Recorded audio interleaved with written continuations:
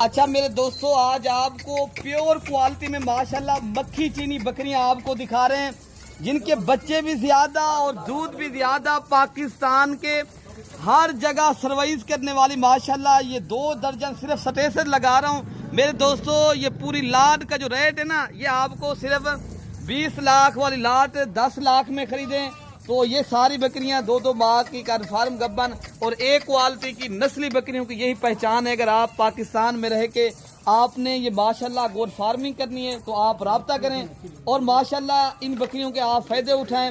कौन सा मेरा खुश नसीब भाई ये बकरियां जो लेना चाहते हैं। गोट फार्म देरा गाजी खां पे मौजूद हैं। ये नई बकरियां और नया रेट आपको पता है मिल रहा है और अल्हम्दुलिल्लाह कौन सा मेरा भाई है जो मलिक इरफान गोट फार्म देरा गाजी खां है, इन बकरियों का माशाल्लाह फायदा उठाना चाहता है, बस अभी राब्ता करें तो इंशाल्लाह ये बकरियां आपको मिल जाएंगे।